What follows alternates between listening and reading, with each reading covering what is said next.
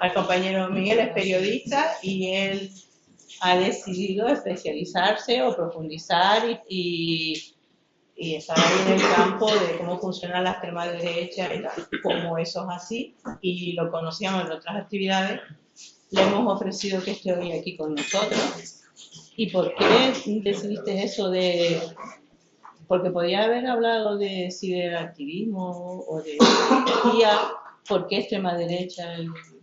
Yo hace muchos años que me dedico al estudio de la extrema derecha, ya te diría hace 30 años prácticamente, por el contexto que me tocó vivir en la Valencia de los años 90. La extrema derecha pues era un bicho presente y pues ya de adolescente pues nos tocó sufrirla y como me dediqué al periodismo me interesó mucho averiguar quién es esta gente y por qué hacía lo que hacía y empecé a estudiarlo entonces cuando no eran más que grupos marginales y al final pues el tiempo nos dio la razón. Todo lo que alertábamos pues los chavales y las chavalas que estábamos entonces alerta de estos fenómenos pues finalmente se ha cumplido y esta gentuza que en los 90 andaba disfrazada de skins y dando palizas por ahí, pues ahora tienen escaño en el Congreso. Y nada, vengo a explicar un poco cuál ha sido su fórmula de éxito y es lo que quisiera transmitir aquí a lo largo del día. Pues te damos las gracias porque es súper importante y necesario en este tiempo.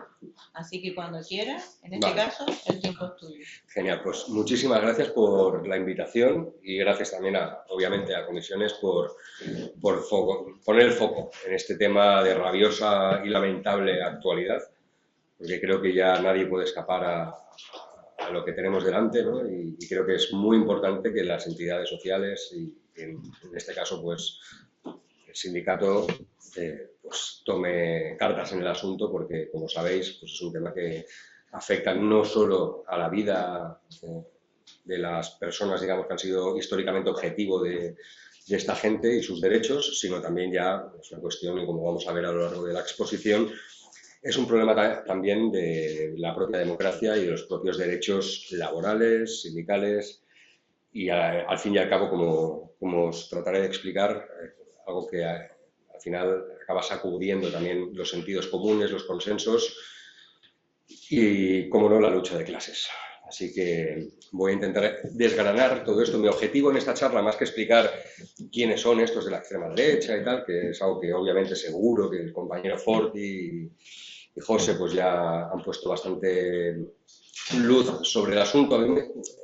Esta charla yo me la planteo siempre para que entendamos un poco cómo opera la extrema derecha más allá, digamos, de la política. Es decir, algo, por eso lo llamo batalla cultural, porque me parece muy interesante entender cómo es posible que esté conquistando una parte del sentido común de mucha gente, de gente buena, de gente que no, incluso que no va a votar a la extrema derecha, pero que se siente seducida por algunos cantos de sirena de la extrema derecha y que todo eso, poco a poco, es finalmente el éxito de la extrema derecha, que es sus ideas, ¿no? Que hace, pues como decía, 30 años pues eran absolutamente marginales y detestadas por la gran mayoría de la sociedad, hoy en día estén consiguiendo pues una cierta aceptación que tiene consecuencias no solo para los colectivos, como decía, que siempre han sido diana de los ultraderechistas, sino también de la propia calidad democrática y también de los derechos, ¿no? Como trabajadores y trabajadoras.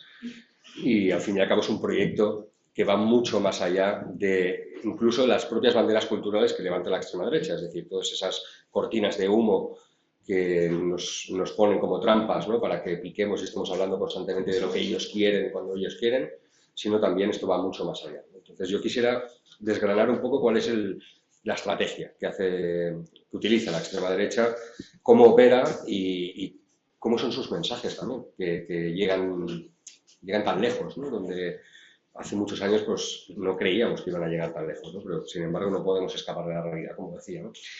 Bien, por eso es importante el tema de la batalla cultural. Cuando hablo de la batalla cultural es un concepto que viene de lejos, que viene de Antonio Gramsci, ¿no? Yo ahora lo explicaré, pero yo voy a poner dos ejemplos, no sé si lo leéis bien en la pantalla, pero dos ejemplos un poco para que entendamos cómo está el mundo actualmente, que no hace falta que os lo explique, ya lo sabéis, pero sí que estamos en una fase política, digamos, que los líderes de la extrema derecha ya no utilizan prácticamente eufemismos muchas veces, ¿no? Ya van directamente de cara, ¿no? Ya enseñan todas sus cartas. Antes, pues, obviamente, pues había ciertas piruetas retóricas, ¿no? Para esconder un poco lo que pretendían, o incluso la política, como veis, la política norteamericana, ¿no? Pues que siempre ha sido imperialista, obviamente, ¿no? Y lo que antes ponía excusas de armas de destrucción masiva, de liberar a las mujeres en Afganistán, etc. Ahora ya no hace falta contar historias. Ahora ya directamente dicen, queremos el petróleo, o queremos esto, o queremos hacer un resort en Gaza, y no, ya no se preocupan ni siquiera por disimular, ¿no? Yo he puesto dos ejemplos muy ilustrativos. Uno de ellos es el de Nayib Bukele, el presidente de El Salvador, que como sabréis, ¿no? Pues, uy, le he dado un golpe. Pues como sabéis es uno de los más admirados por la extrema derecha a nivel global, por sus políticas en materia de seguridad, y lo pongo entre comillas porque básicamente esta pesca de arrastre que ha hecho en materia securitaria para decir que está limpiando el país de las maras y de las mafias, lo que ha hecho ha sido una cacería, digamos, en las barriadas pobres, ¿no? Y aunque sí que haya detenido a algunos miembros de bandas, pues se ha llevado por delante a un montón de gente sin juicio, de clase trabajadora, que está peleando en sus familias, y muchas ONGs para denunciar que es un atropello a los derechos, ¿no? Pero bueno, es un tío admirado en toda la esfera de la extrema derecha precisamente por esa política de represión brutal, ¿no? Y de amparándose en el marco securitario, que si os dais cuenta la extrema derecha tiene el marco securitario como bandera, es decir, te presenta al mundo como una jungla, como totalmente inseguro. España, uno de los países más seguros del mundo, te lo están pintando constantemente como si fuese, pues eso, invivible, como si fuese un país donde la delincuencia campa a sus anchas, ¿no? Aunque los índices de seguridad y de delincuencia les lleven la contraria, da igual. Eso da igual porque ellos tienen este relato, ¿no? Y Bukele, cuando empezó a ser criticado, sí que él salió de cara y dijo una frase que a mí me sirve para introducir la charla de hoy, que es muy gráfica, ¿no? Él dijo que los derechos humanos y la democracia eran términos para someter. Es decir, que no me contes historias sobre derechos humanos y democracia. Yo tengo un plan, me han votado para llevar a cabo un plan, y ni los derechos humanos ni la democracia van a ser un obstáculo para implementar mi plan. ¿Qué quiere decir esto? Pues que ni derechos ni democracia. Es decir, más claro agua. Lo dicen ellos, no es que estoy interpretando yo algo, no. Ellos mismos ponen sobre la mesa que su programa político está por encima de los derechos humanos y de la democracia. Y este tío es, como os digo, uno de los referentes de la extrema derecha actual, ¿no? Luego he puesto el ejemplo de Donald Trump. Obviamente lo sabéis, y los acontecimientos de estos últimos años con el tema de Gaza, pero no solo con el tema de Gaza, sino con toda la política que está llevando a cabo, tanto a nivel interno como a nivel internacional, pues sois conscientes de que esa voladura intencionada del orden de la legalidad internacional no es algo que haga, digamos, de manera velada o disimulada, sino que ya directamente se sale de todos los organismos internacionales, los desprecia, sanciona a los miembros de la ONU que están denunciando el genocidio en Gaza. Es decir, se acabó la legalidad internacional, si es que en algún momento sirvió para algo. Obviamente es que sirvió, pero siempre ha estado Estados Unidos por ahí esquivando de alguna manera, pero ya directamente lo dice claramente. Yo ponía estas dos diapositivas para que entendamos en manos de quién estamos, es decir, cuáles son los referentes, cuáles son los modelos y cuál es el plan político de esta gente. Estos ya están en el poder. En otros países también, en Italia, en Hungría hasta hace poco, Orbán salió, el que viene pues es mejor, pero hereda algunas cosas también de las políticas de Orbán. Pero bueno, es un fenómeno que es global, que está coordinado, esto es muy importante, es decir, la extrema derecha, no, a pesar de que cada una tiene su particularidad en cada país, obviamente, pero está coordinada, está reuniéndose prácticamente cada mes en un país distinto, tejiendo alianzas, compartiendo estrategias, debatiendo, formando líderes, financiando, moviendo el dinero. Y eso, pues a veces vemos que sí, que hay una conferencia en Estados Unidos, otra en Hungría, qué tal, pero no somos conscientes del nivel de rearme político, ideológico, estratégico que están llevando a cabo. Es decir, no hay una oposición que esté al mismo nivel haciendo esa tarea de lobby, esa tarea de formación, esa tarea de contubernio internacional, digámoslo así, ¿no? Es decir, están absolutamente transitando de una manera totalmente libre, ¿no? Sin demasiadas resistencias, ¿no? Y esto es bastante preocupante. Yo, por eso, el tema de la batalla cultural y el tema de la lucha de clases que he dicho al principio es muy importante porque no estamos viendo quién está detrás de toda esta, digamos, esta ofensiva reaccionaria, esta ofensiva de la extrema derecha. No hace falta que os presente a Elon Musk, estoy seguro de que lo conocéis, el hombre más rico del mundo, está patrocinando este proyecto global de la extrema derecha junto a otros grandes tecnooligarcas, pues como Mark Zuckerberg, como Peter Thiel. Yo no sé si conocéis a Peter Thiel, pero os invito a buscar sobre Peter Thiel, que es el dueño de Palantir, que es una tecnología de control social, básicamente, cuyos servicios están contratando todos los países. España también lo contrató, el Ministerio de Defensa, aunque parece ser que se está echando atrás este país, porque obviamente es una empresa que está gestionando datos a través de la inteligencia artificial para uso militar, uso para espionaje y para todo tipo de, digamos, de medidas de control político y social, ¿no? Es decir, ¿qué quiero decir con esta diapositiva? Que no es ninguna conspiranoia, porque esto está a la luz del día, es decir, ellos no se esconden ya.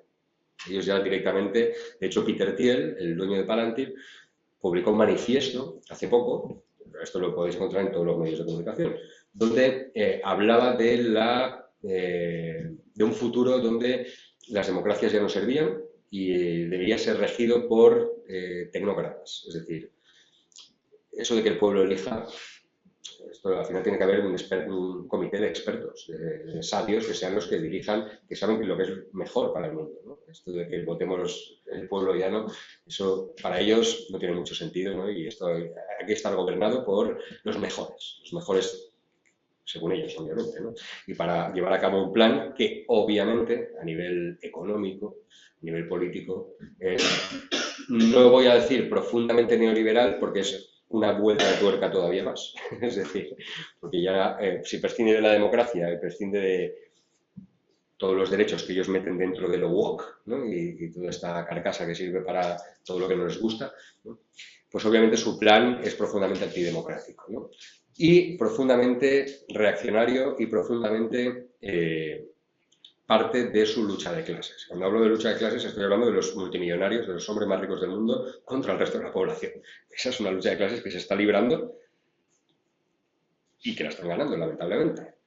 Porque, como sabéis, esta gente está detrás de Donald Trump, está asesorando a todos los gobiernos de extrema derecha. La derecha está cayendo cada vez más en este sector, borrando todas las líneas rojas que les separaban, si algún día tuvieron separación con la extrema derecha, pero que esto está todo a la luz del día. Es decir, esto lo podéis encontrar en todos los medios de comunicación. No me lo he buscado en ninguna página web de conspiranoias ni historias. Es decir, esto está a plena luz.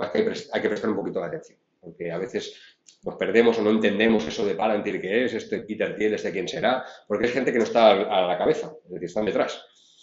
Y su plan es que esto sobreviva a Donald Trump, que esto sobreviva a Bukele, que esto sobreviva a Vox, que esto sobreviva a quien venga. El plan es mucho mayor, ¿no? Y ellos están instalando las bases para que una vez pasen estos líderes, los que vengan estén también en este marco, ¿no? Y para eso es muy importante lo que os decía de la batalla cultural, ¿no?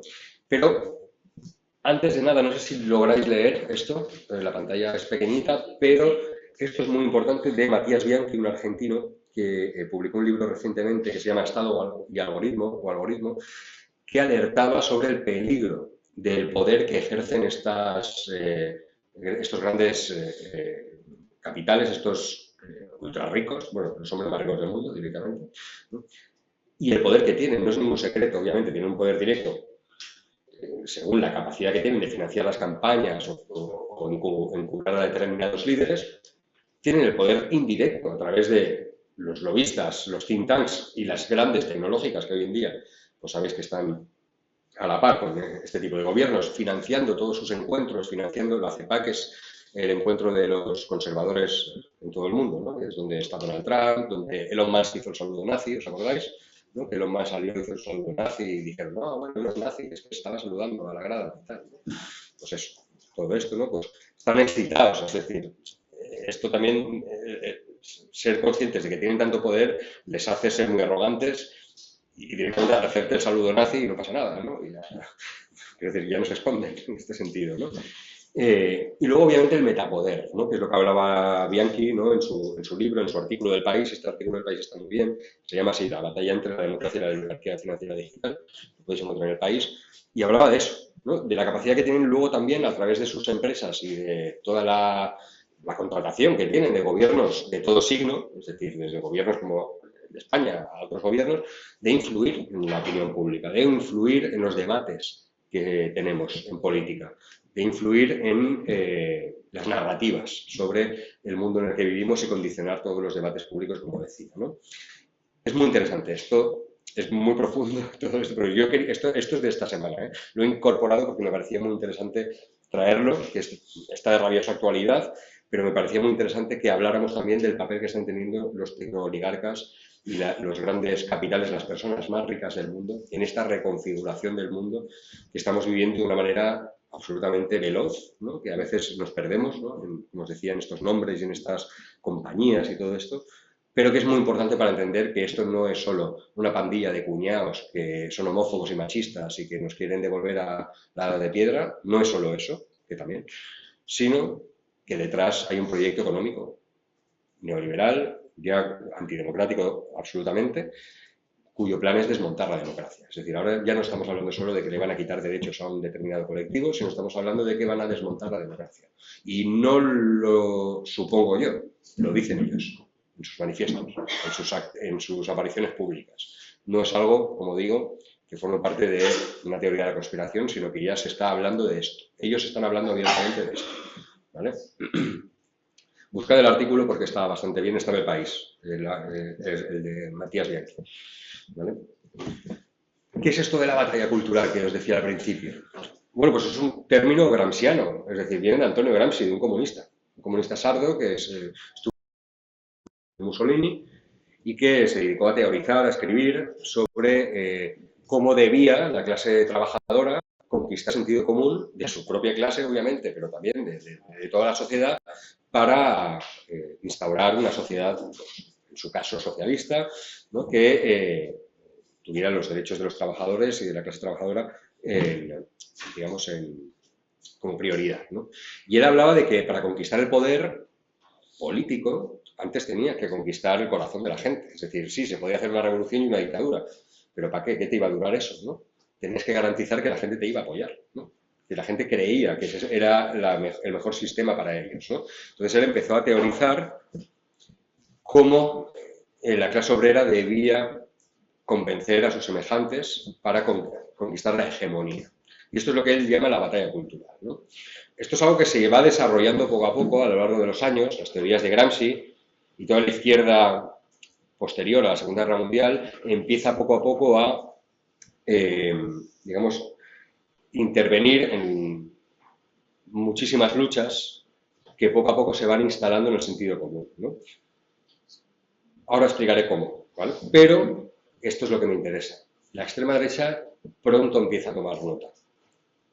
Es decir, la extrema derecha pronto empieza a decir, sobre todo después de mayo del 68, empieza a decir, estos cabrones de izquierda, cómo han sido capaces de convencer a la gente de los derechos de la mujer, de la descolonización, de los derechos LGTB. Es decir, ¿nosotros qué? Nosotros venimos de Auschwitz. Es decir, nosotros cómo actualizamos nuestras ideas de Auschwitz, ¿no?, al presente para ganar respetabilidad, para venderlas en la democracia. Entonces ellos empiezan a pensar y empiezan a tejer una estrategia donde empiezan a cambiar la retórica, empiezan a cambiar los marcos, empiezan a cambiar el lenguaje y copiando un poco las estrategias de la izquierda, por eso ellos lo que hacen es coger la figura de Antonio Gramsci, insisto, un comunista, y dicen, bueno, vamos a ver qué es lo que ha dicho Gramsci y vamos a aplicarlo, pero al revés, ¿no? Para nosotros, ¿no? Entonces ellos empiezan a reivindicar a Gramsci, empiezan a leer a Gramsci, empiezan a leer a la izquierda y empiezan a intentar copiar un poco esa estrategia, ¿no?, de influencia, ¿no? Y por eso realizan congresos, publican libros que hablan de gramscismo de derechas y empiezan un poco a ver cómo ha sido posible que la izquierda haya conquistado una parte del sentido común, ¿no? Nosotros utilizamos un concepto que es el de la ventana de Overton para explicar cómo es ese proceso de la conquista del sentido común, de determinados consensos, ¿no? Yo he puesto dos ejemplos en positivo, obviamente, ¿no? Que son el derecho de las mujeres a votar y los derechos de la población afrodescendiente en Estados Unidos, ¿no? En plena contexto de los años 50, 60, de las leyes Jim Crow todavía activas, de segregación racial, ¿no? Donde los negros no se podían sentar en el mismo sitio que los blancos, etcétera, ¿no? ¿Cómo es posible que todo esto poco a poco pase de ser algo impensable, que las mujeres voten? ¿Cómo van a votar mujeres? ¿O cómo van a sentarse los negros en la misma barra que yo, en un bar? Como algo que es impensable en un momento determinado va desescalando hasta convertirse en algo popular, ¿no? Esto es un proceso, como sabéis, esto no es del día a la mañana. Aquí intervienen múltiples actores y factores que poco a poco van haciendo que algo impensable se convierta en algo, bueno, radical. Las mujeres pueden votar, bueno, hay algunos radicales que defienden que las mujeres voten, ¿no? O que los negros se puedan sentar en el autobús en este, ¿no? Bueno, luego hay gente que ya empieza a creer que es algo aceptable. Pues sí, pues igual las mujeres deberían votar, ¿no? ¿Por qué no? O algo sensato, claro, que las mujeres deberían votar, ¿no? Son ciudadanas también. Algo popular. Hay movimientos sociales muy potentes que empiezan a hacer ruido, empiezan a agitar las calles, empiezan a desobediencia civil, empieza a haber un clamor popular, ¿no? Hasta que finalmente los políticos, algún político decide coger el guante, ¿no? Y aplicarlo, ¿no? Entonces, las mujeres pueden votar, las personas negras, en teoría, tienen los mismos derechos que las personas blancas en Estados Unidos, etc. Pero todo eso, como os digo, es un proceso, no es del día a la noche. No es algo que de repente la gente cambie y diga, ah, pues mira, vamos a aceptar la igualdad, porque sí, sino que hay toda una lucha detrás.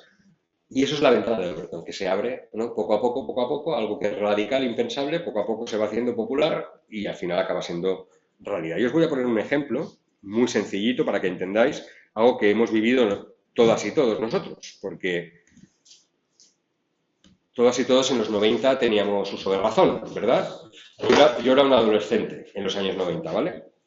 Pues quiero que escuchéis lo que se hablaba sobre la violencia, bueno, uso de razón. Éramos adolescentes, pero bueno, algo teníamos. Pero esto es lo que se decía sobre la violencia machista en los años 90, es decir, cuando yo era un adolescente, socializando con esto. Es decir, hemos socializado como adolescentes, yo al menos como adolescente, en este contexto. Esto es los años 90, es decir, yo era un adolescente, como os digo, yo he socializado con estos discursos en la calle, esto era normal, esto era parte del sentido común de mucha gente. ¿Qué ha pasado en 20, 30 años para que esto sea una aberración? Que lo veamos aquí y nos tiremos de los pelos, digamos, pero ¿qué barbaridad es esta? Ya no es que lo piense o que se lo diga en un corrido de amigos, es que lo dice delante de una cámara, ojo. Es decir, vergüenza ninguna. ¿Por qué? Porque obviamente esto estaba normalizado. Bueno, pues en muy poco tiempo, 20, 30 años, y mirad lo que queda todavía, por avanzar. Algo que es, digamos, estos discursos poco a poco se han ido escorando hacia la marginalidad, en teoría, ¿no? Es decir, ya poca gente se atreve a decir estas barbaridades delante de una cámara y yo creo que los jóvenes de hoy en día, pues, han aprendido un poco, ¿no? Y ya no socializan con estos discursos, aunque esto no quita que obviamente haya quien niega la violencia machista, etcétera, y tal, ¿no? Pero bueno, entendemos que hemos progresado un poco respecto a estos discursos, ¿no? Y esto es la ventana de Overton, ¿no? Ahora bien, la ventana de Overton se puede abrir también en sentido contrario, es decir, lo que nos parece impensable ahora se puede volver popular, y es lo que está pasando con la extrema derecha. Yo os voy a poner algunos ejemplos. Para un momento, porque la pantalla completa aquí. Bueno, lo veis, ¿no? ¿Os acordáis de esto? Sí.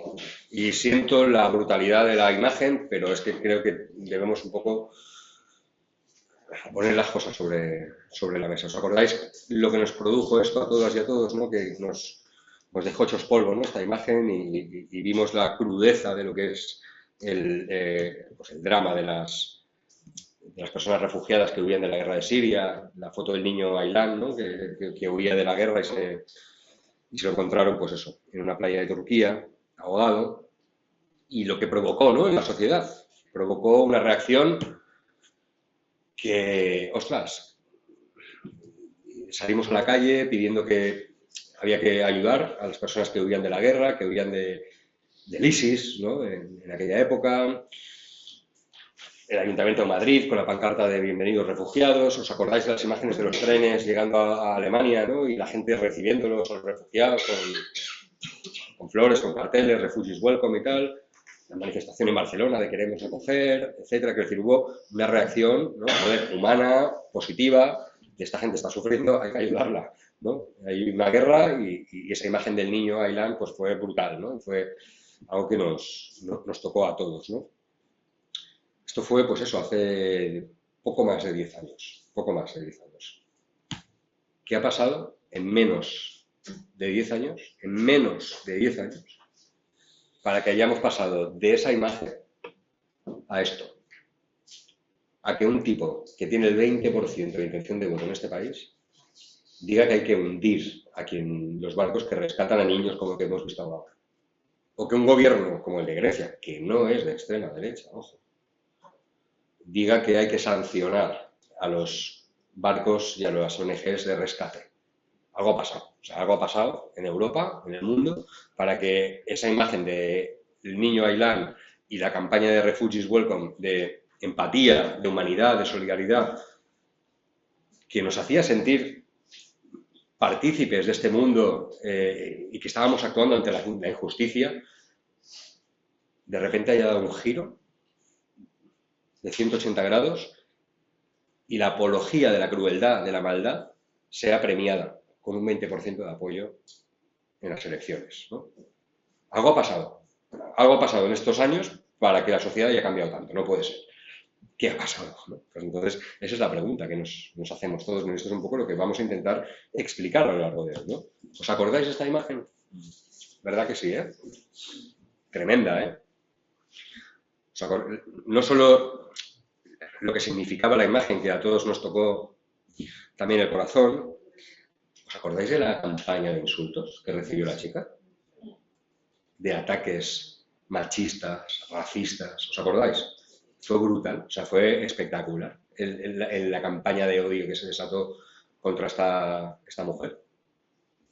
Algo había pasado también, ¿no? Es decir, ¿cómo es posible, ¿no?, que la sociedad haya pasado de abrazar al niño, a las personas refugiadas después de la imagen de Aylan, y joder, que es una mujer de la Cruz Roja que está atendiendo a gente que acaba de sobrevivir a un naufragio de una patera? Es decir, un momento absolutamente demoledor emocionalmente, ¿no?, para cualquier ser humano, ¿no?, con un mínimo de empatía, ¿no? ¿Qué ha pasado para que de repente se reciba un torrente de odio, un torrente de deshumanización, de machismo, de racismo alrededor de esta imagen, ¿no? Fue terrible, ¿eh? Yo no sé si os acordáis, pero todavía me supura rabia de recordar esa campaña que recibió la chica, pobrecita. Y el chico, por supuesto. ¿Qué ha pasado para que en Estados Unidos, después del primer presidente negro del país, aparezca un tipo, presidente, que caricaturice al anterior presidente como un mono? Es decir, caricaturizar a un negro como un mono, no a un negro así en abstracto, al anterior presidente. Es decir, el nivel o sea, cómo se ha cruzado una línea roja, no, todas las líneas rojas con esta imagen.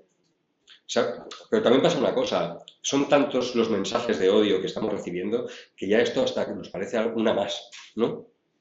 Pero paremos un momento a pensar, esto es lo que hacían los hooligans cuando salía Eto'o al campo, o Vinicius, o cualquier jugador negro y le tiraban plátanos, ¿os acordáis? Es lo mismo, esto es lo mismo. Donald Trump es un hooligan, es un nazi de una grada de fútbol, tirando plátanos. Está haciendo lo mismo con Twitter o con su red social, lo mismo.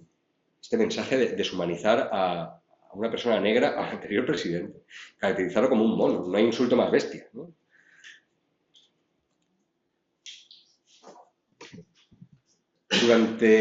Cuando los nazis iban a perder la guerra y estaban rodeados, en los campos de concentración, no sé si habéis tenido ocasión de visitar alguno, y os lo recomiendo.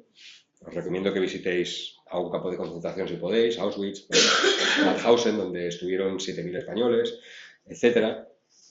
Bueno, se preocuparon por borrar cualquier prueba, ¿eh? Lo primero que hicieron fue volar los archivos, volar las cámaras de gas, volar toda prueba de su genocidio. Y todavía hoy el revisionismo nazi niega las atrocidades del genocidio y niega que hubiera un holocausto, etcétera, etcétera. Bueno, pues 100 años después, los propios genocidas documentan sus atrocidades. Esto es el año pasado, en Gaza, vistiendo la ropa de las familias asesinadas.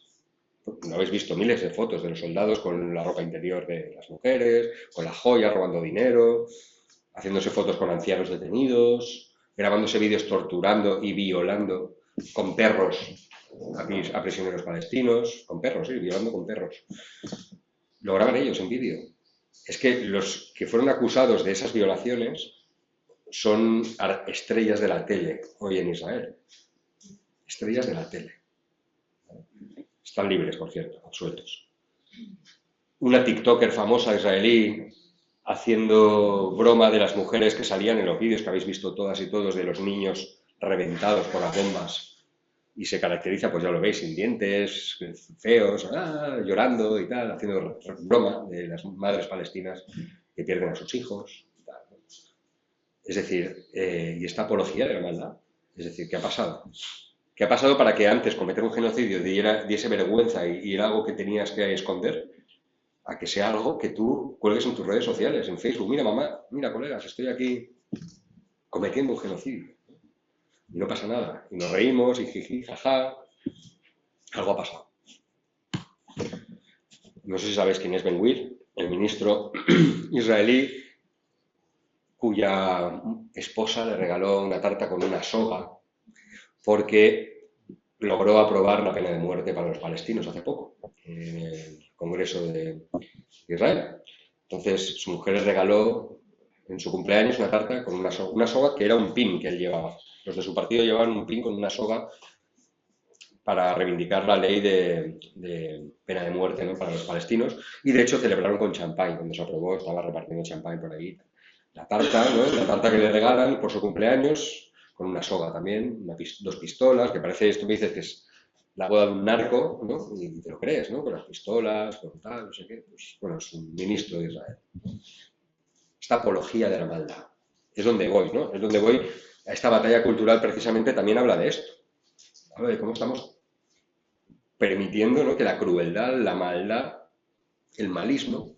Hay un libro magnífico que os lo recomiendo que se llama Malismo, que es de un dibujante del Jueves, que se llama Mauro Entrialgo, del Jueves y del Salto, y teoriza sobre esto. Es algo que hemos caído mucha gente a la vez, que hemos dicho, ¿cómo puede ser que la apología de la maldad ahora sea marketing, ¿no? Que haya gente que haga de la maldad su campaña de promoción, ¿no? Y él lo hace así con humor y tal en el libro, pero bueno, ponen muchos ejemplos. Por ejemplo, ¿os acordáis de, creo que fue Begoña Villacís, del Ayuntamiento de Madrid, haciéndose fotos con cuando estaban derruyendo chabolas en Madrid, ¿no? Y se hacía fotos ahí como, hey, qué guay, estoy tirando a gente pobre que vive en la calle. Es algo que deberías hacer con nocturnidad y sin focos, ¿no? Porque debería dar vergüenza eso. Pues nada, es promoción, ¿no? Igual que esto es promoción, ¿no? Es decir, lo que quiero decir con todo esto es que se han cruzado tantas líneas rojas, se está normalizando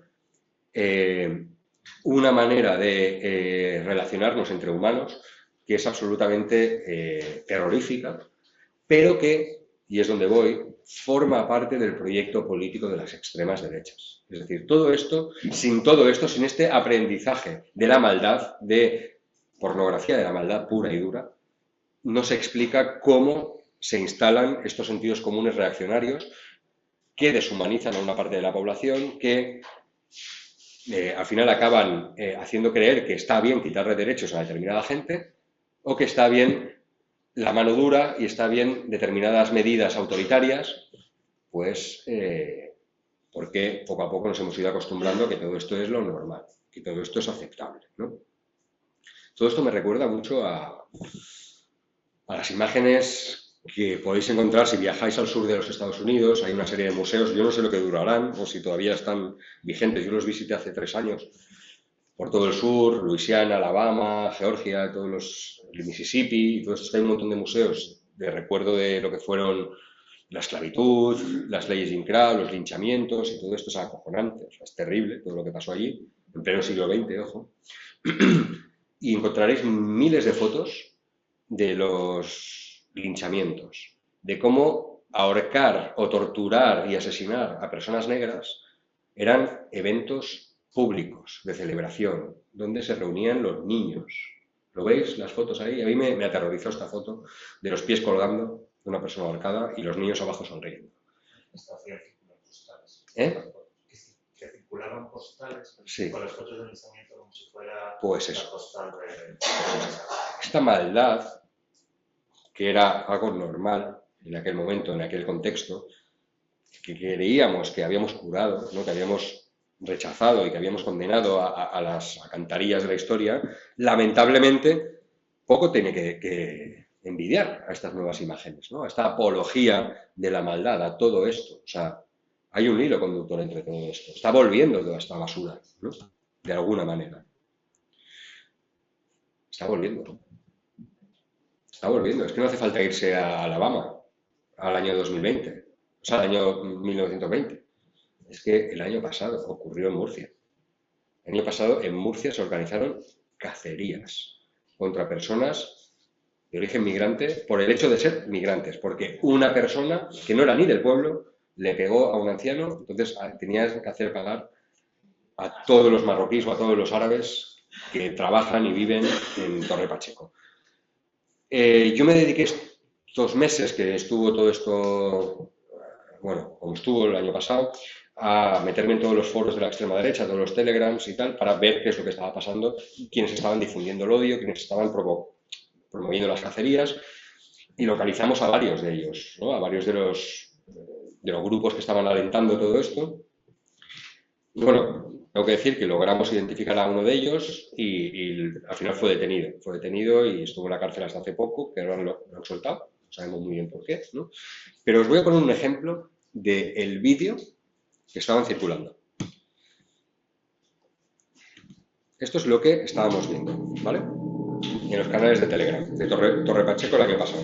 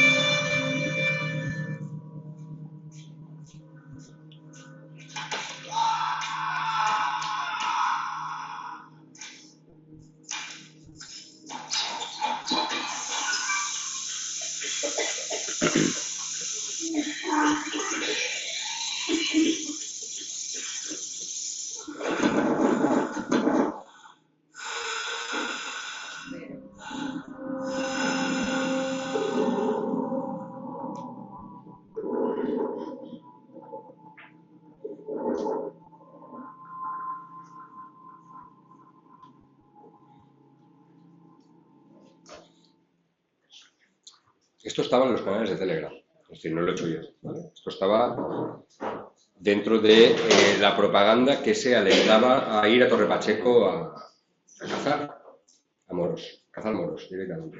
Esto estaba circulando por las redes sociales de manera absolutamente normal en varios canales.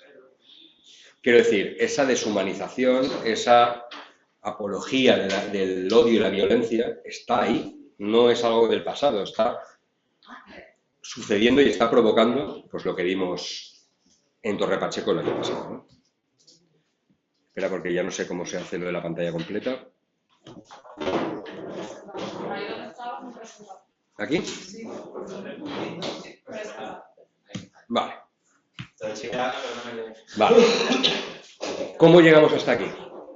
¿Cómo llegamos hasta aquí, hasta este proceso de deshumanización tan brutal que acabamos pensando que efectivamente esto es lo que hay que hacer? O cómo llegan los yanquis a pensar que lo que hay que hacer es eso, linchar a un negro, colgarlo y hacerse fotos ahí como si fuera la feria, ¿no? del pueblo, ¿no? Bueno, pues esto es un proceso que hemos descrito, quienes estudiamos estos fenómenos, como, bueno, lo hemos ejemplificado en lo que se llama la pirámide del odio. Lo podéis ver aquí, que es el proceso que debe seguir una sociedad para, poco a poco, ir normalizando estos odios hasta llegar a la cumbre, obviamente. No siempre se llega a la cumbre, pero donde sí que se llega a la cumbre, se llega al genocidio, ¿no? Y esto, si os voy a hacer un ejercicio, es si pensáis en quizás el acontecimiento histórico más documentado y más cercano, como fue el Holocausto. Cercano digo porque fue de europeos contra europeos, de blancos contra blancos, algo que ya habíamos hecho en otros contextos los europeos, pero que no le habíamos dado esa entidad que tiene el Holocausto, ¿no? Pero sí que como acontecimiento, digamos, particular fue porque ocurrió en Europa y de europeos contra europeos, ¿no? Pero está muy documentado, como bien sabéis, y podéis pensar en todo este proceso, porque es que el que siguió el Holocausto, el mismo. Una serie de estereotipos y prejuicios que estaban ahí, el antisemitismo, el odio a los gitanos, el odio a las personas LGTB, el odio a los prejuicios, más que el odio a los prejuicios, eso estaba ahí en la sociedad. Lo que pasa es que eso se puede quedar ahí, eso puede quedarse en lo personal y nadie sabe que eres un homófobo, un racista, se puede quedar ahí. Pero forman parte de la construcción también de la identidad de muchas culturas, ¿no? Y más en Occidente, ¿no? Donde todo eso ha sido parte de nuestra historia. El odio a los judíos, el odio a los árabes, el odio a los gitanos, etc., ¿no? Y todos estos procesos de deshumanización y estos prejuicios empiezan a hacerse visibles pues, cuando empiezan a haber discursos de odio, cuando empieza a haber chivos expiatorios, ¿no? Pues lo de Torre Pacheco, ¿no? Pues un moro ha pegado a un anciano español, pues vamos a matar a todos los moros, ¿no? Todos estos procesos se traducen en acoso, insultos, amenazas, se discrimina, ¿cómo le voy a dar empleo a esta mujer que lleva velo, ¿no? ¿O cómo le voy a alquilar esta casa a una familia gitana? ¿Cómo le voy a dar trabajo a este homosexual, ¿no? Pues esto tiene consecuencias de discriminación y ocurre de verdad. Todavía hay discriminación. Y hay discriminación también a nivel estructural. Yo cuando salgo del metro en Madrid, donde vivo, y hay 3 chicos latinos o negros a mi lado, si hay una patrulla de la policía en la puerta, ¿a quién va a parar? A mí no, pues lo aseguro, no me ha parado nunca.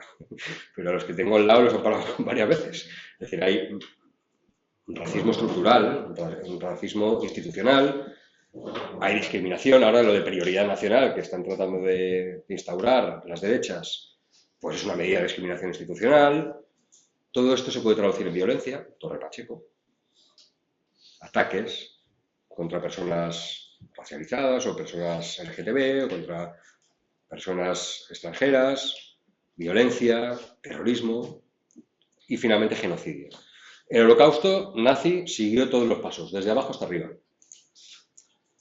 Es obvio, pero cualquier genocidio también. Si queréis vamos a Ruanda, al Congo, o vamos a Bosnia, o vamos a Palestina, donde queráis.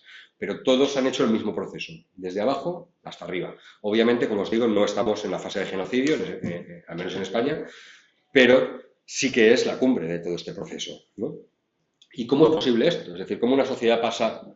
Es decir, en Alemania, ¿qué pasó? ¿Qué pasó en Alemania para que al final se metiera a los judíos y a los gitanos y a los homosexuales en cámaras de gas? ¿Y qué quieres decir? ¿Que fue obra de 4 tipos y no se enteró nadie? ¿O la gente en Alemania cuando veía que a los judíos les metían una estrella de David, los echaban de su casa, les marcaban los comercios, se los llevaban en un tren, los metían a trabajar en campos de trabajo? ¿No lo veían los alemanes, de verdad? ¿No lo veían? Obviamente que lo veían.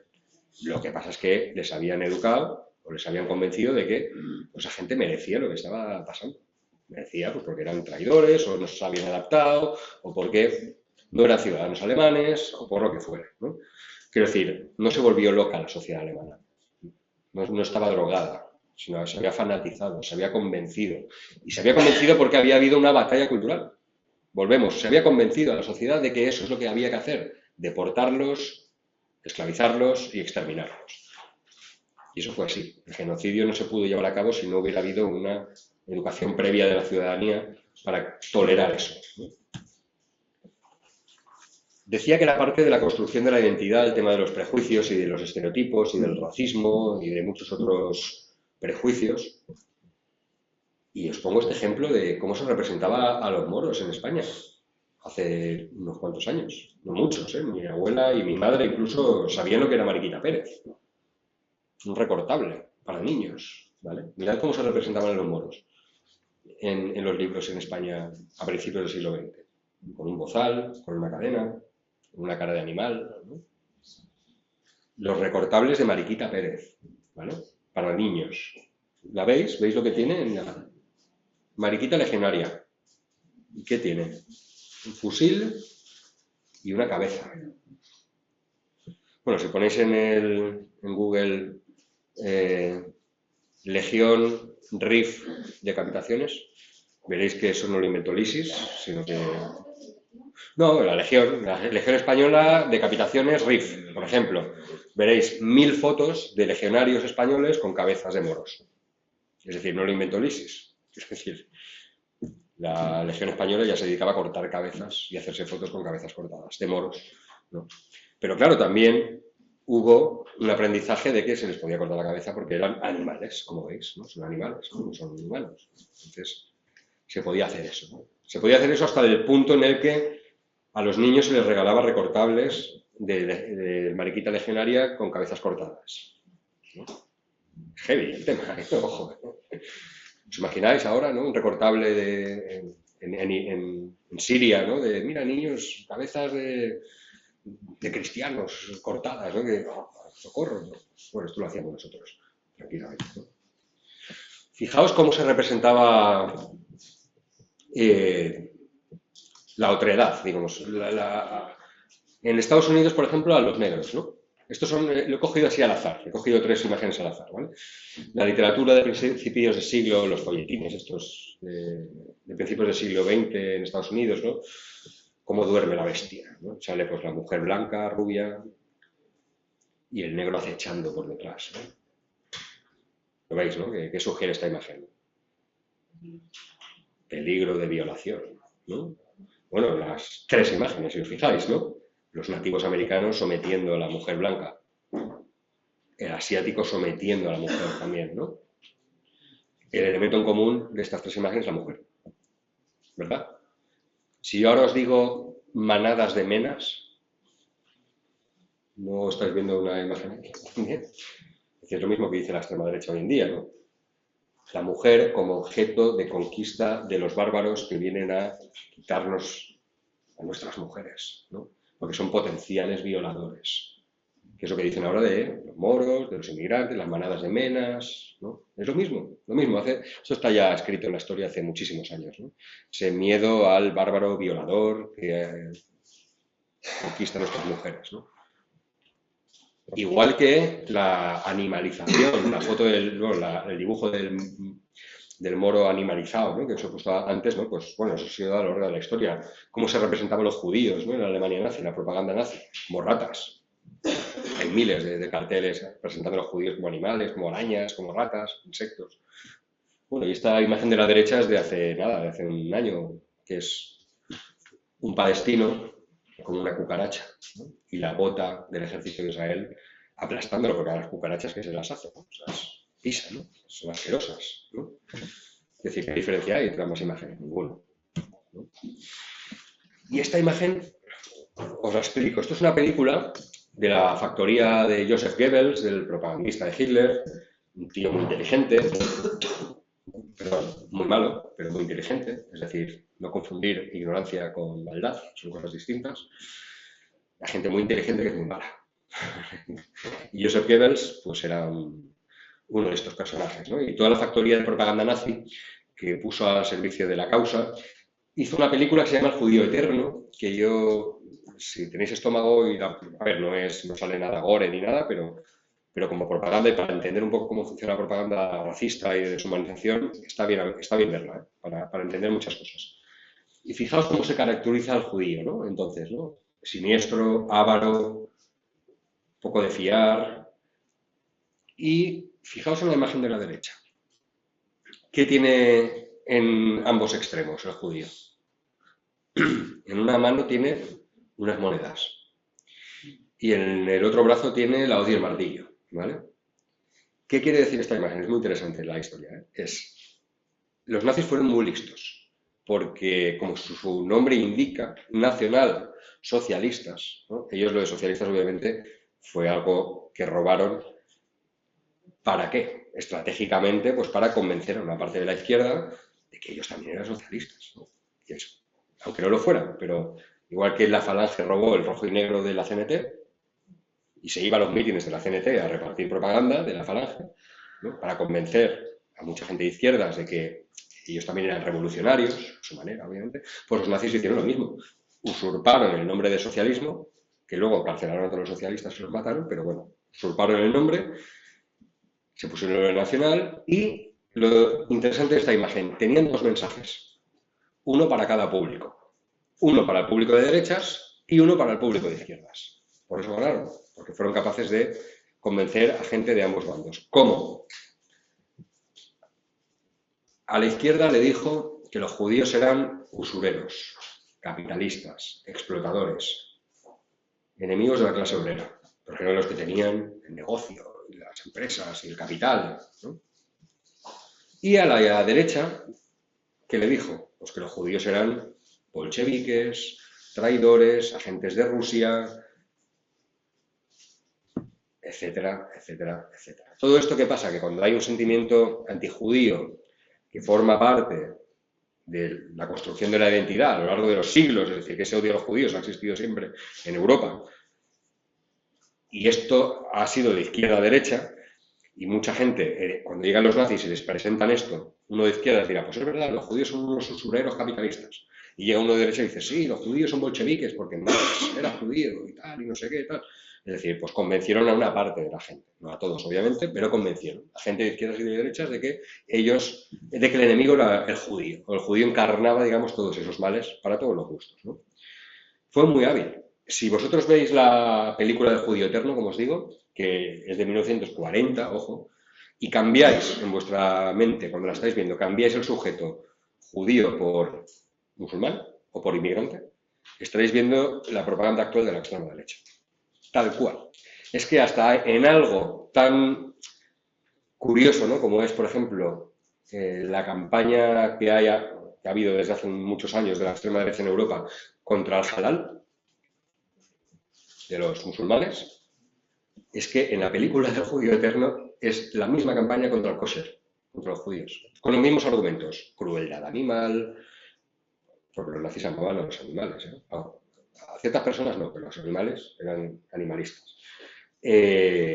Crueldad animal, salvajismo, falta de higiene, todo lo mismo que dicen ahora del halal y del rito del cordero, lo decían los nazis en esta película sobre los judíos, ¿no? Y que sacan imágenes y tal. Es muy curioso, porque ves esta película y dices, joder, si parece la propaganda de cualquier partido de la derecha, cambiando el sujeto, como os digo, y cambiando un poco el contexto, ¿no? La invasión de Europa y de Occidente, ellos lo hacían con los judíos, ¿no? Y ponen el mapa del mundo y una araña que va conquistando los países y tal, para acabar con la raza, pues lo mismo que dicen ahora de la sustitución demográfica, de la civilización occidental, exactamente lo mismo. Cambiadlo en vuestra cabeza cuando veáis la película, si la veis, y entenderéis muchas cosas. Bueno, os lo pongo fácil, esto es actual. ¿Cómo se representa el moro, no? Actualmente, al musulmán, ¿cómo se representa? Esto es nada, esto es de ahora. Estos son dibujos de los... No solo de los grupos de extrema derecha, ojo, que la islamofobia es transversal también, ¿eh? Charlie Hebdo, ¿os acordáis, no? De la revista que sufrió un atentado y tal, y todos salimos ahí, Swiss Charlie y tal, muy solidarios y tal. Bueno, pues Charlie Hebdo, con la excusa del humor, está traspasando muchísimas líneas rojas constantemente, racistas, machistas. Os pongo otro ejemplo, esto os lo veis así y dices, bueno, sí, puede ser humor, tal. Cuando pasó lo de Giselle Pelicot, la mujer que fue violada por más de 100 hombres, con su marido detrás haciendo esto, Charlie Hebdo hizo una portada riéndose de ella. Eso no quiere decir que merezcan que les hagan un atentado, obviamente. Pero quiero decir, con la excusa del humor, el humor a veces también es usado para romper esas barreras, ¿no? Ellos lo llaman lo políticamente correcto, pero que al final luego nos preguntamos cómo Donald Trump hace una caricatura de un mono, o cómo los soldados israelíes hacen fotos violando con perros a un palestino, ¿no? Pues porque se están traspasando constantemente las líneas rojas. Ah, es humor, no pasa nada, libertad de expresión, tal. Es decir, aquí todos y todos somos responsables de dónde ponemos los límites, ¿no? Y las consecuencias que tienen estas cosas, ¿no? Luego, lo de Charlie Hebdo es una serie de despropósitos que si empezáis a ver portadas os va a entrar mala leche. Pero bueno, yo he puesto esta, ¿no? Por ejemplo, ¿no? Y luego el cartel de la derecha me interesa por la relación que tiene con el anterior cartel del judío con las monedas y la hoz y el martillo. Este es un cartel del partido de Le Pen, en Francia, reciente, de hace poco, que dice liberar nuestras universidades del islamoizquierdismo. ¿Qué quiere decir esto? Esto quiere decir que ellos acusan a la izquierda de ser cómplice del Islam, del islamismo y de sus planes para someter a Occidente a la Sharia, ¿no? A las leyes islámicas, que como sabéis quieren conquistar otra vez Occidente y tal, con toda la retórica conspiranoica de la extrema derecha contra los musulmanes. Entonces ellos acusan a la izquierda de ser cómplice. Como la izquierda somos tolerantes, somos gente que creemos que somos laicos, ¿no? Y creemos que todas las religiones son respetables al mismo nivel, pero que ninguna tiene que tener rango institucional, etcétera, etcétera, pues ellos hablan de esa colaboración entre la izquierda y el Islam, ¿no? Como algo perverso, ¿no? Que es lo mismo que hacían los nazis. Si os acordáis de los nazis y los fascistas, y Franco hablaba de judeo-bolcheviques, ¿no? Los bolcheviques, la izquierda se juntaba con los judíos. Bueno, pues 100 años después, la izquierda se junta con los musulmanes. Es decir, siempre es la misma fórmula, pero han cambiado el sujeto. Ya no son los judíos, ahora son los musulmanes, ¿no? De hecho, no sé si os acordáis del atentado de Utoya en Noruega, donde un ultraderechista se disfrazó de policía, se fue a una isla donde estaba habiendo un congreso de las juventudes del Partido Socialista y se dedicó a ejecutarlos, a los chavales. Chavales, estoy hablando de 14 a 18 años. Mató a 69 adolescentes. Un ultra, un fascista, directamente. ¿Por qué eligió a las juventudes del Partido Socialista? Por esto, porque era la islamoizquierda, porque eran las futuras generaciones de líderes de izquierda que iban a permitir que los musulmanes conquistaran Europa, porque la izquierda es cómplice de todo esto. Entonces él, en vez de matar moros, pues mató a chavales de izquierdas, porque consideraba que eran culpables de la inmigración y de la islamización, lo que ellos llaman la islamización de Europa, ¿no? Esto es. Lo que os quería decir con estas diapositivas es que el guión está escrito ya. Es decir, están siguiendo el mismo guión. Lo que pasa es que obviamente le están dando otro halo de actualidad y lo están, digamos, insertando en el contexto actual, ¿no? Y disculpa que le estoy dando golpes todo el rato y se está yendo. Vale. Ahora voy a intentar explicar, desgranando, y perdona que vaya para atrás, que lo tengo aquí la diapositiva, a intentar desgranar un poco cómo es esta estrategia de la extrema derecha para conquistar el sentido común. Es decir, aquí hay una serie de estrategias, de artefactos, que poco a poco estamos viendo, están calando en mucha gente que incluso nunca va a votar a la extrema derecha, pero que poco a poco están comprando algunas de las recetas de la extrema derecha. El primero de todos, y yo creo que es el que vais a entender a la primera, es el del chauvinismo del bienestar. Y esto lo entendéis porque ahora lo está poniendo de moda Vox y el PP se ha apuntado al carro. Prioridad nacional. ¿Vale? Chauvinismo del bienestar lo llamamos nosotros, porque es más viejo que la tos. Esto tiene ya tiempo. Es decir, los españoles primero. No hay para todos. ¿Vale? El problema de que tú no tengas vivienda, o acceso a la vivienda de calidad, es porque ha venido Mohamed, que trabaja en el mismo bar que tú, ¿vale? Atendiendo a los guiris. Y claro, Mohamed tiene que vivir en algún lado, ¿no? Entonces, claro, se alquila una casa, entonces por culpa suya están subiendo los precios, ¿vale? Y por culpa de Mohamed, que lleva a sus hijos al colegio, los hijos de tu vecina no tienen plaza, porque los hijos de Mohamed van al colegio. Y cuando Mohamed se pone enfermo va al médico. Entonces, por culpa de Mohamed, cuando vas al médico te dan cita para dentro de 10 meses. Nada tienen que ver los fondos buitre que compran barrios enteros y suben el alquiler o expulsan a las familias de toda la vida. Nada tiene que ver que estés vendiendo la sanidad pública a la sanidad privada, que vacíes de fondos a la escuela pública. Nada tiene que ver eso, que va. La culpa es de Mohamed, que tiene un piso alquilado, que sus hijos van al cole y que va al médico. Eso es el chauvinismo de bienestar, que es algo que es bastante evidente, ¿no? De que mientras ellos hacen que la clase trabajadora se pelee por los recursos, eximes, digamos, a los principales responsables de la precariedad de los servicios públicos. Pues es eso, son políticas neoliberales de desmantelamiento progresivo de los servicios públicos. Si crees que tu problema, Mohamed, y no Blackstone o los fondos buitre que están desahuciando a las familias de sus casas, tu problema es tu vecino, que es igual de pobre que tú, o que trabaja contigo incluso, pues es perfecto, ¿no? Esta alianza, ¿no?, entre la extrema derecha y el capitalismo funciona, ¿no? Es perfecta, ¿no? No molestes a los de arriba, peleaos los de abajo. Esto es el chauvinismo del bienestar. Y es lo de la prioridad nacional, es esto. No me hables de fondo buitre, ni de sanidad privada, ni de educación que se cae a cachos y escuelas a 40 grados, sino la culpa es del que viene de fuera, ¿no? Esto entronca también, esta relación neoliberalismo-extrema derecha, se ve muy evidente también en lo que llamamos darwinismo social. Y esto se representa muy bien con el fenómeno este de los influencers, youtubers, o los criptobros, ¿no? Estos, ¿no?, de que tú puedes levantarte a las 5 de la mañana, hacer flexiones, invertir en criptomonedas y tal, porque tú no quieres ser un pringao, ¿verdad? Tú no quieres ser un pringao, tú quieres tener 2 Maseratis, ¿no?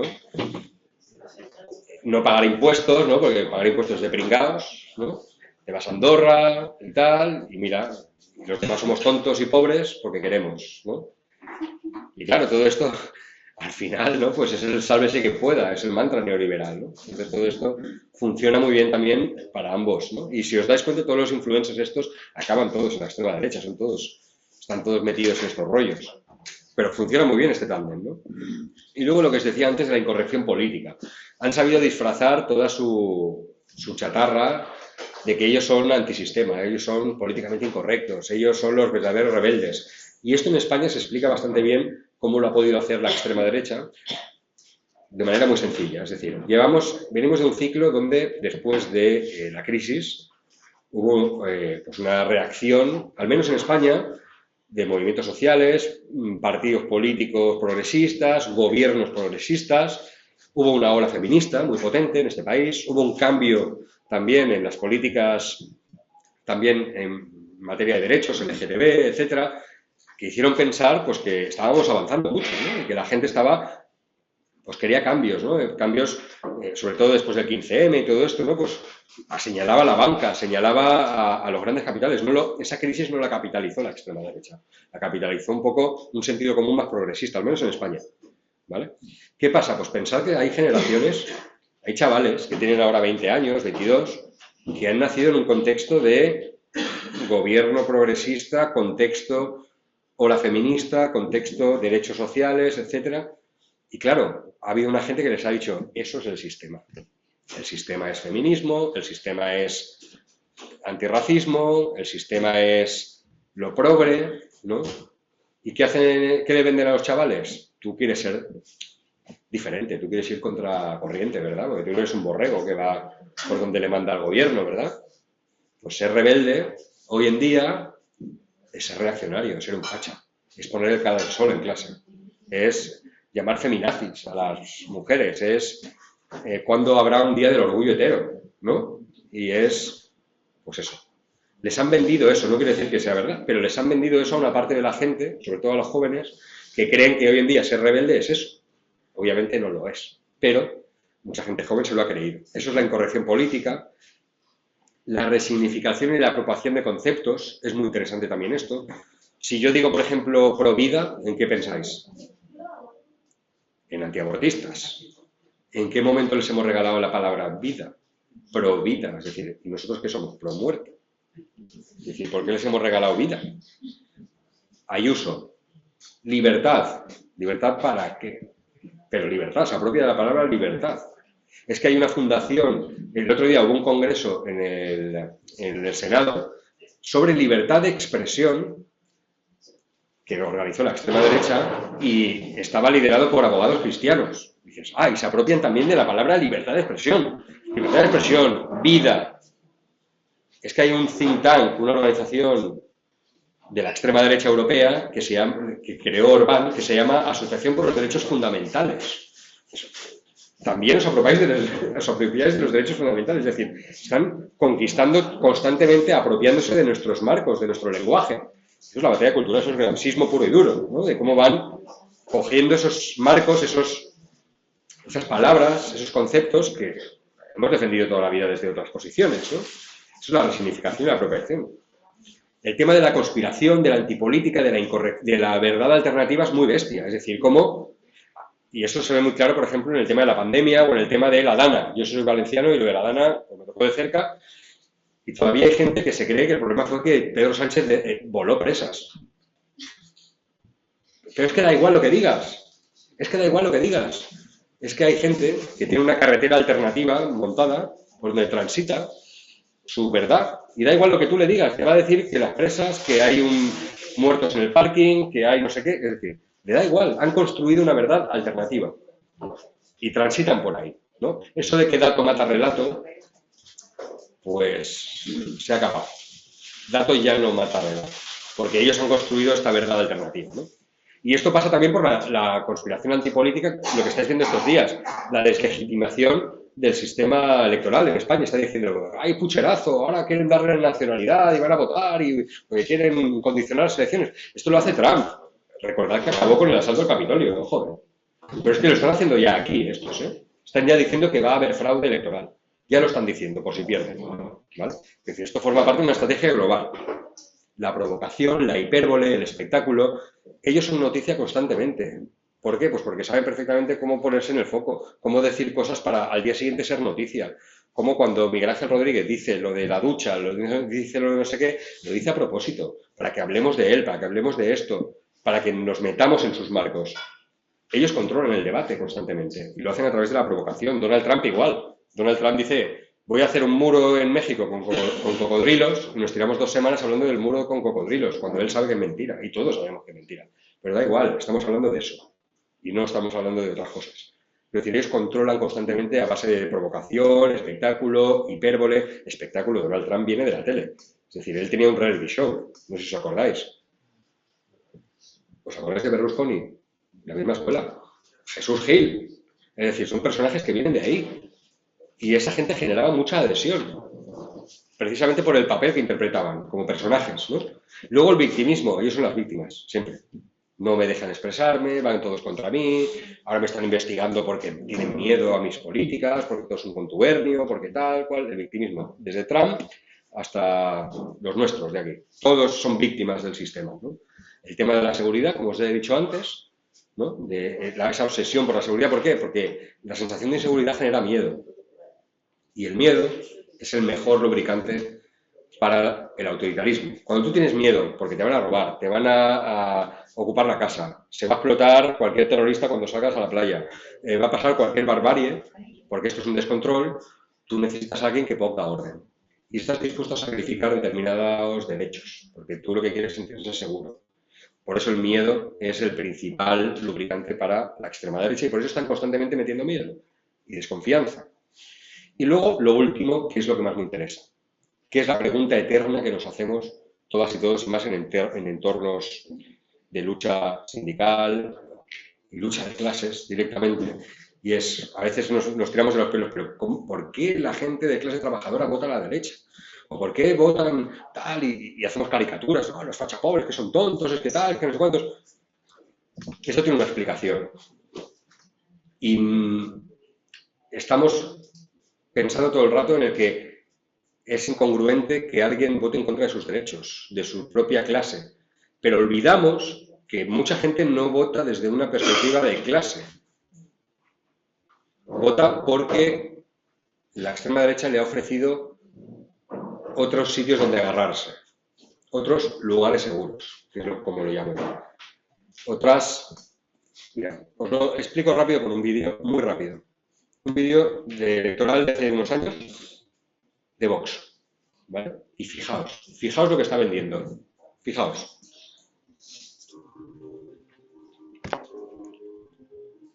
Si en la derrota no desesperas, ni en la victoria te embriagas. Si jamás das una batalla por perdida, ni una bandera por arriada. Si eliges siempre el coraje, cuando el miedo te desafía.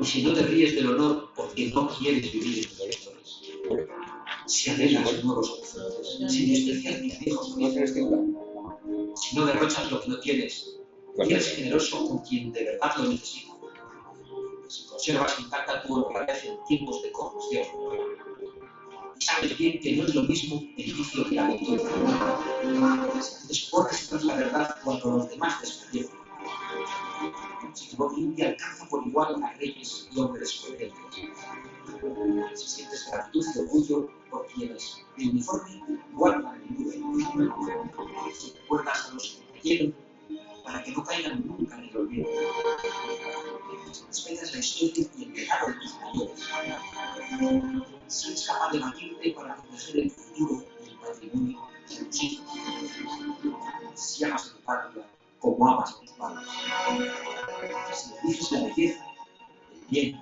y la verdad, si estás dispuesto a pelear perpetua por tu libertad, si tomas partido hasta lucharte para combatir la injusticia, si crees que en el riesgo hay esperanza, créeme, si haces todo eso, en la noche y en el día, en la tormenta y en la calma, en los días de miseria o en la hora de la abundancia, sabrás que estás logrando hacer a España grande otra vez. ¿Me podéis decir qué ha propuesto? Joder. ¿Qué va a mejorar la vida de un obrero en lo que acaba de vender Abascal? ¿Qué ha dicho? Os lo digo lo que ha dicho. Honor, respeto, virtud, futuro, patriotismo, patria, patrimonio, belleza, bien, verdad, libertad, esperanza. ¿Entendéis dónde voy? Va aquí. Va aquí. Es decir, nosotros haríamos un vídeo y decimos, el precio de la vivienda te está jodiendo, no pasa nada, vamos a hacer unas leyes para los rentistas, para no sé qué, tal, en la sanidad pública vamos a invertir no sé cuántos millones, porque tal. ¿Qué crees que le llega antes a un porcentaje de la población? Nuestra chapa de 20 minutos de todas las medidas económicas y planes de tal, con números, cifras y tal, o esto. ¿Entendéis por dónde voy? Va aquí.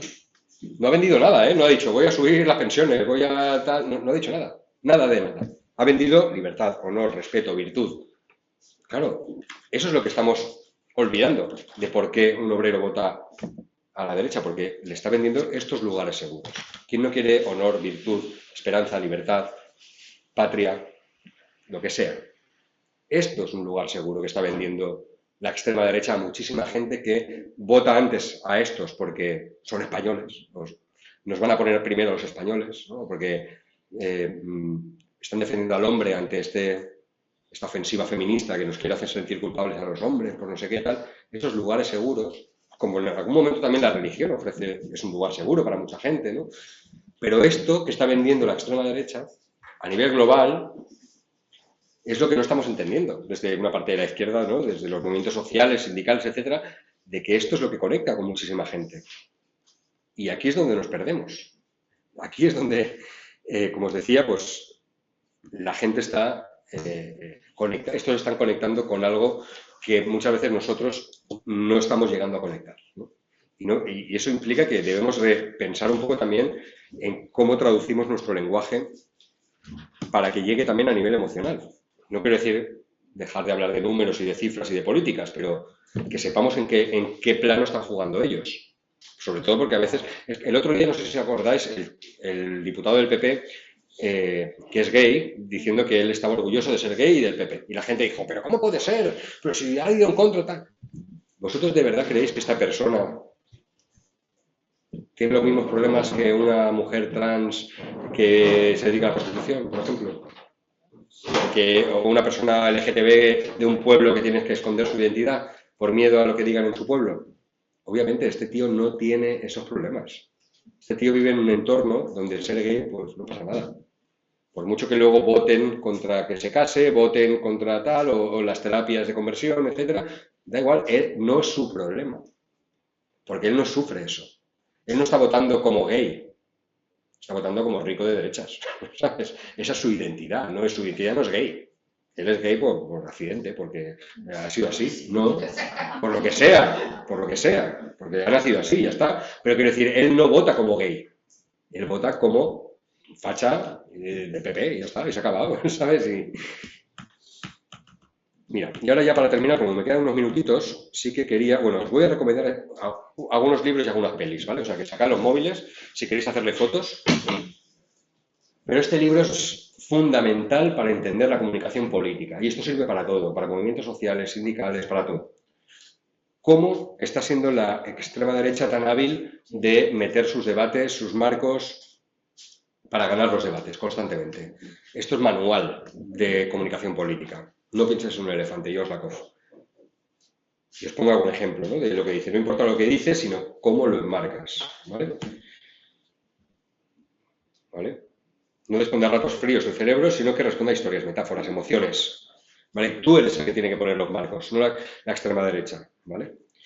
Cuando la extrema derecha pone lo del burka, dice, no, vamos a hacer a prohibir el burka. ¿Lo hace porque se preocupa por las mujeres que van con un burka? Obviamente no. ¿Lo hace por qué? Porque está muy bien pensado. Porque si tú votas que no a esa medida, porque dices esto es una trampa de la extrema derecha que lo que quiere es meter el debate de que los moros son todos unos talibanes, que tal, que no sé cuántos, si votas que no te dicen, estás a favor del burka. Y si votas que sí, estás dándole la razón a Vox. Entonces, han ganado poniendo ese marco. ¿Entendéis? ¿No? Repetir el marco del adversario. Tú no puedes decir, no, yo estoy en contra del burka, pero es que, es decir, tú tienes que poner tu propio marco. Tú debates con Vox en esto del burka y dices, vale, entonces, ¿por qué os separáis de la pancarta cuando hay un asesinato machista? Para vosotros no existe la violencia machista, el burka no es violencia machista. Entonces, es decir, es poner tu propio marco, no es entrar en su marco. Porque ya has perdido, ya estás jugando en su terreno, con su pelota y con el campo inclinado. Entonces has perdido, ¿no? Gana quien conecta, no quien explica. Tú le puedes dar una explicación súper racional del problema de la vivienda, pero si él te dice que es por culpa de Mohamed y la gente se lo cree, pues has perdido. Por eso lo que os explicaba antes del vídeo de Vox, ¿no? No basta con tener razón, hay que saber contarla. Porque a veces decimos, joder, si es obvio lo que decimos, ¿no? Ya, pero ¿qué? ¿Es obvio y qué? ¿Y qué ganas? Si no se trata de tener razón, se trata de ganar. Y explica muy bien Josh Lakoff todo cómo hace los tweets la extrema derecha. Él lo hace con Trump, pero esto lo explica muy bien con toda la extrema derecha, ¿no? Que es la estrategia, esto está pensado. O sea, todo esto es una estrategia de articulación del mensaje, ¿vale? Pues esto, ¿no? Los del burka, ¿no? Es que es de coña, pero es que es así, ¿vale? Bueno, voy a pasar rápido a las pelis, ¿vale?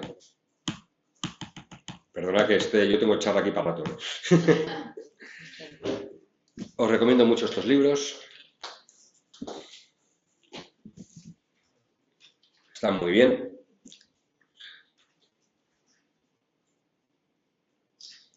Paso.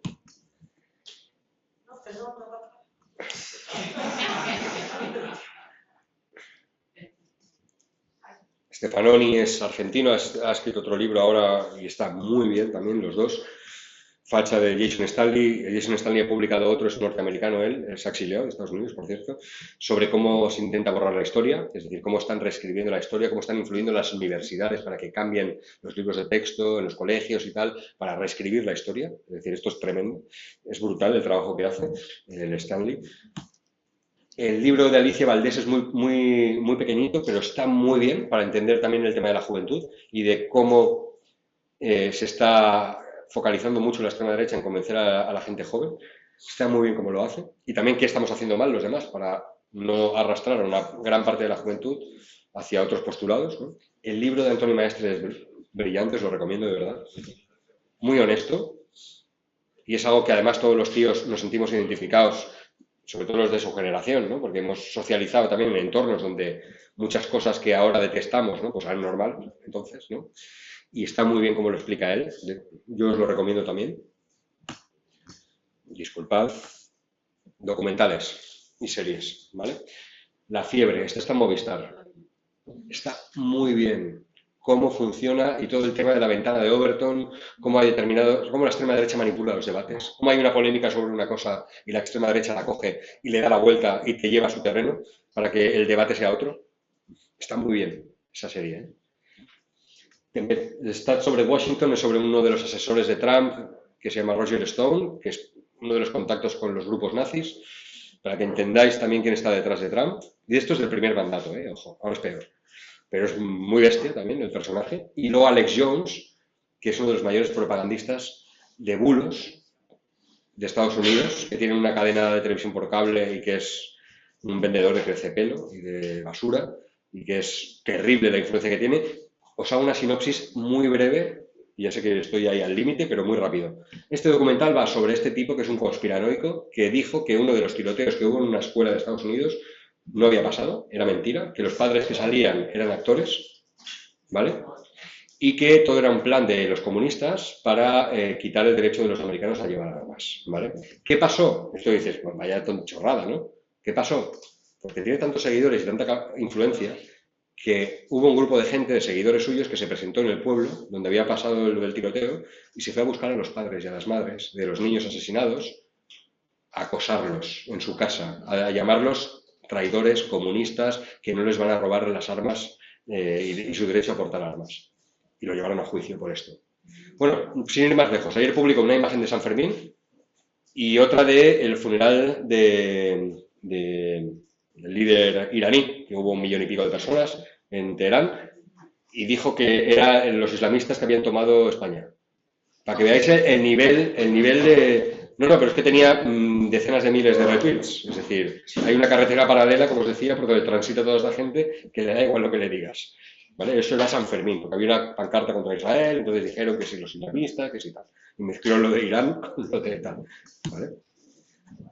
La peli sobre Donald Trump, El aprendiz, os la recomiendo, para que veáis el personaje que tenemos al frente de la Casa Blanca. Tremendo. Brexit, cómo se cocinó toda la campaña del Brexit, brutal.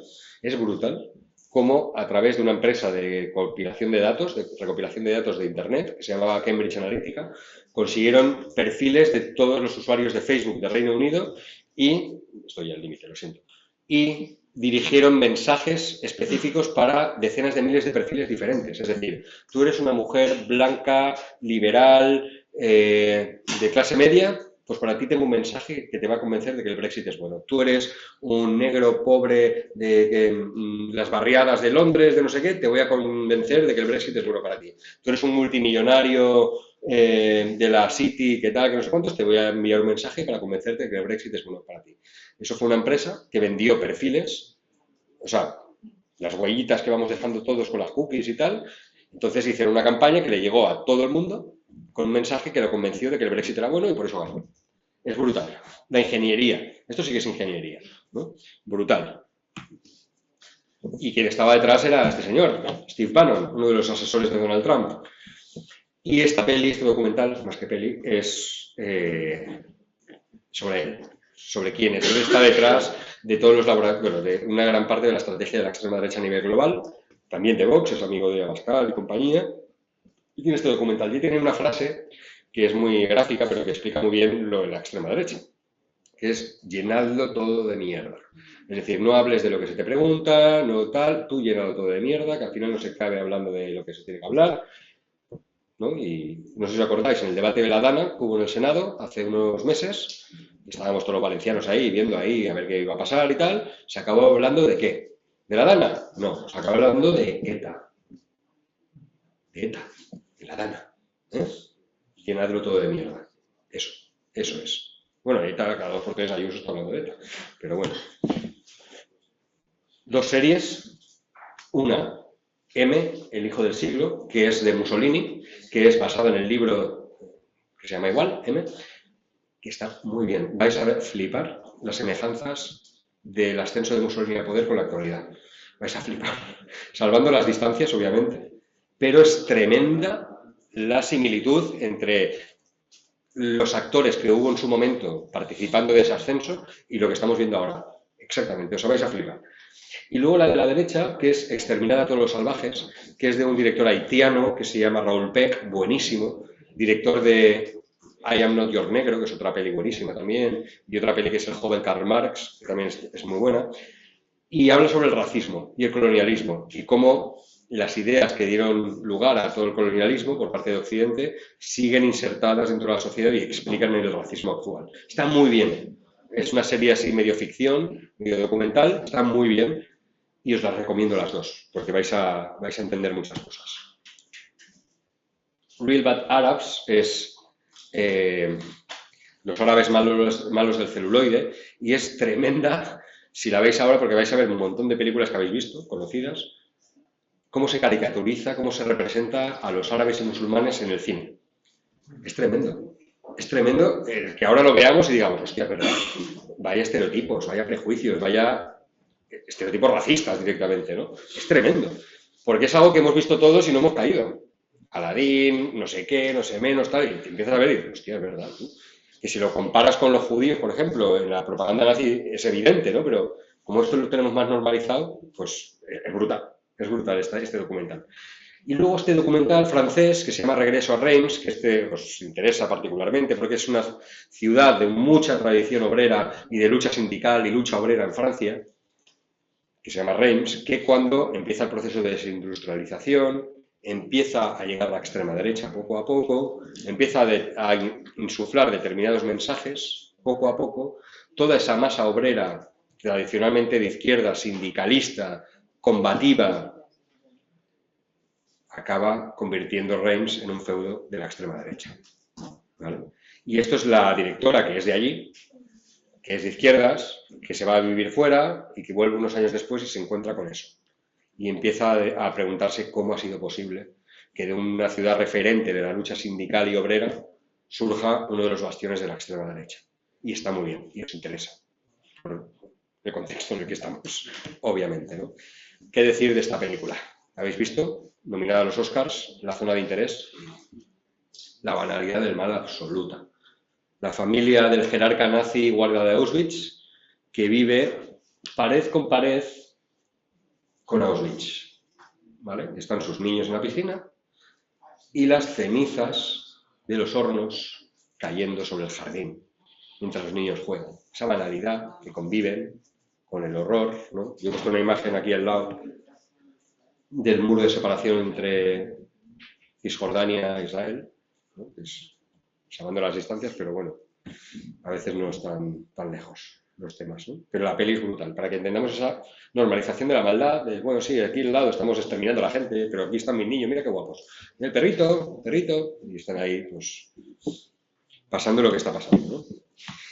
Y hasta ya os digo, tengo un par de horas más, pero como tiene que venir ahora Nora y tengo el tiempo limitado, yo lo que quería era que entendierais, o que como mínimo pues empezáramos a preguntarnos cómo está convenciendo, cómo esta extrema derecha está llegando donde está llegando, cómo a veces creemos que nuestra manera de explicar las cosas o entender el mundo pues más sencilla, más evidente, y tenemos razón al fin y al cabo, pero no estamos llegando.